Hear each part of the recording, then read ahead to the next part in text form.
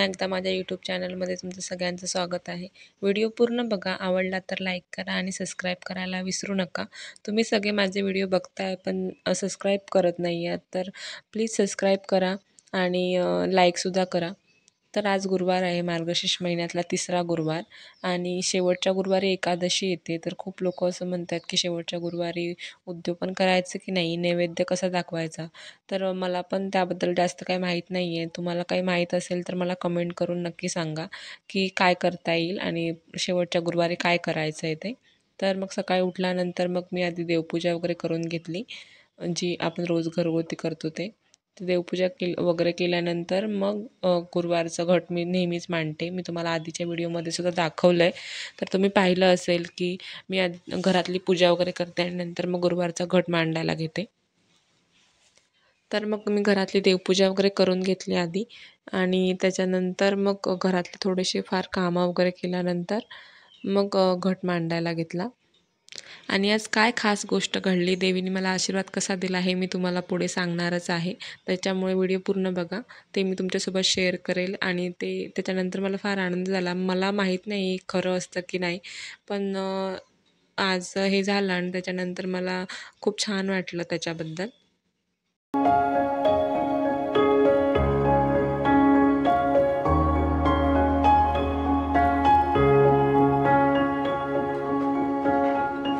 रोज सकाळी देवपूजेला आणि आज मार्गशीर्षची पण पूजा आहे, तर त्याच्यासाठी ताजं पाणी आणायला मी विहिरीवर जाते.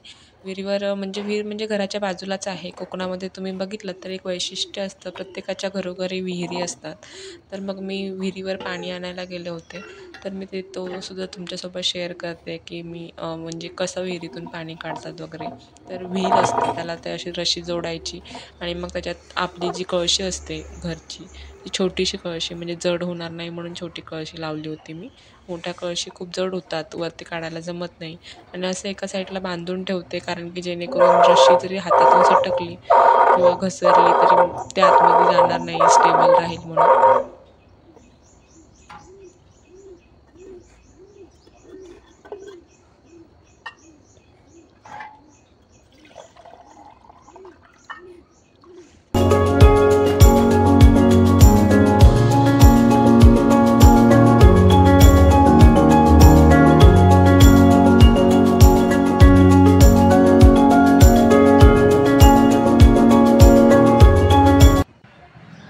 त्याच्यानंतर मग मी तुळशीची पूजा करायला गेले. तुळशीला जे आत्ताच ताजं पाणी आणलं होतं ते तांब्याभर त्यातलं मी पाणी घेतलं आणि तुळशीला पाणी घालायला गेले. तुळशीला रोज पाणी घालणं खूप चांगलं असतं. त्याच्याने तुळशीचं जीवन वाढतं आणि तुळससुद्धा चांगली हेल्दी बनते, हिरवीगार होते. तर त्याच्यासाठी तुळशीला रोज तांब्याभर तरी पाणी घालावं आणि तसंही आपल्या हिंदू शास्त्रामध्ये तुळशीला पाणी घालणं हे खूप चांगलं मानलं जातं.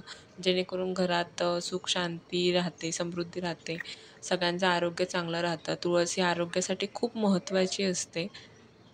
तर त्याच्यामुळे मग मी तुळशीची पूजा वगैरे सकाळी करून घेतली.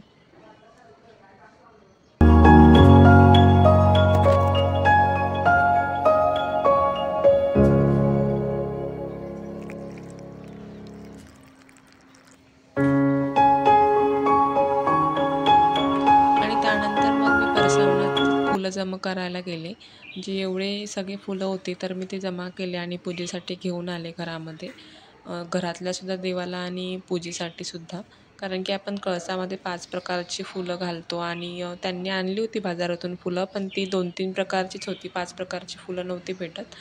तर त्याच्यामुळे मी परसावनातली वेगवेगळ्या प्रकारची फुलं वगैरे जमा करून घेऊन आले. त्यानंतर मग मी घट मांडायला सुरुवात केली. आधी सुरुवातीला मी रांगोळी वगैरे काढली नव्हती. घट वगैरे मांडल्यानंतर मग मी रांगोळी काढली, कारण मग पायाने किंवा काही वस्तू वगैरे हे करतो तर त्याच्याने ती रांगोळी पुसली जाते, म्हणून मग मी नंतर रांगोळी काढली. आधी सुरुवातीला मी वाती वळायला घेतल्या होत्या, कारण की वाती जर चांगल्या वळल्या तर मग ते संध्याकाळपर्यंत चांगल्या राहतात. नाहीतर मग ते मध्ये-मध्ये चांगली पेटते, चांगली नाही पेटत.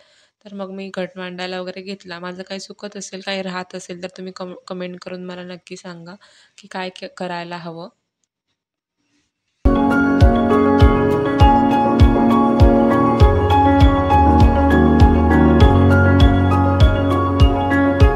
पाच प्रकारची झाडांच्या फांद्या, 5 प्रकारची फुलं सगळे घटामध्ये टाकून रुपया, सुपारी आणि दुर्वा, तुळस, हळदी कुंकू वाहून त्याच्यानंतर मग त्याच्यावर ते नारळ श्रीफळ ठेवलं जातं.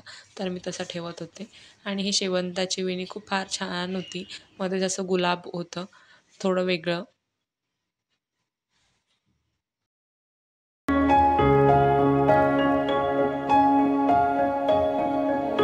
लक्ष्मी देवे नमः. ओम ह्रीं श्री लक्ष्मीभ्य नमः. वास करावा, पैसा, शांती, समाधान घरात नांदावे म्हणून श्री महालक्ष्मीचे व्रत करतात. हे व्रत केल्याने मनातल्या सर्व इच्छा पूर्ण.